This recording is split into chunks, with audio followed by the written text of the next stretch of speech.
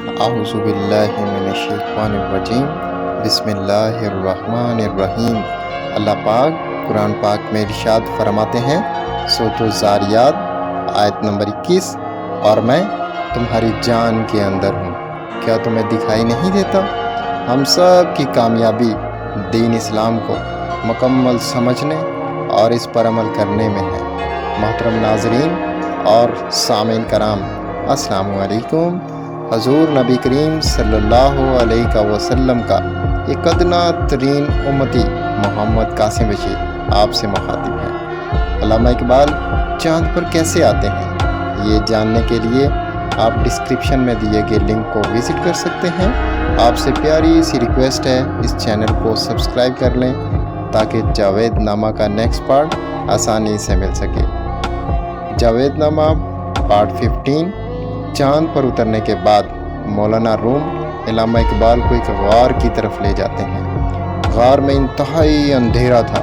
اقبال فرماتے ہیں کہ میں اندھوں کی طرح مولانا روم کے کندھوں پر ہاتھ رکھا اور آگے بڑھنے لگے، اور آگے بڑھتے ہوئے میرے ہوش، عقل اور اوسان خطا ہوتے چلے گئے۔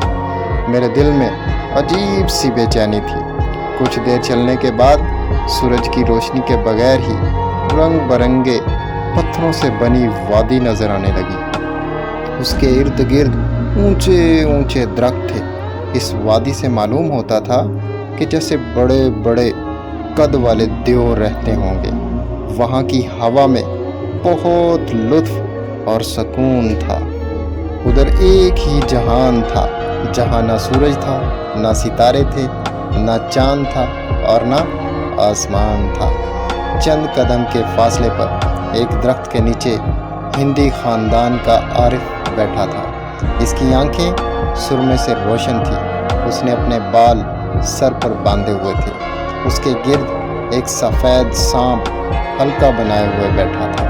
وہ عام آدمیوں سے ذرا معزز معلوم ہوتا تھا۔ اس کا دن اور رات یعنی وقت کے ساتھ اس کا کوئی سروکار نہیں تھا۔ اس عارف ہندی نے مولانا روم سے پوچھا، یہ آپ کے ساتھ کون ہے؟ مولانا روم نے اقبال کا تعارف حیرت انگیز انداز سے کروایا کہ یہ ڈاکٹر محمد اقبال ہے۔ یہ ایک ایسا آدمی ہے جو اپنے آپ کو یعنی انسان کی تلاش میں ہے۔ اس کے لیے یہ ایک شاہین کی طرح چاند اور سورج پر جھپٹتا ہے اور تمام آسمانوں کو مسخر کر کے اپنے مقام کی تلاش میں ہے۔ یہ وہ شخص ہے جس نے زمین والے لوگوں سے بے باک گفتگو کی اور واضح پیغام دیا کہ صرف جنت اور حور کی طلب اور جہنم اور دوزخ سے رہائی کی آرزو رکھتے ہوئے ساری زندگی گزار دینا تو ہلاکت ہے۔ یہ وہ شخص ہے جس نے حور اور جنت کو بت اور بت خانہ کہا ہے۔ میں نے اللہ پاک کی انوار و تجلیات کو اس کے سجدے کے اندر دیکھی ہے۔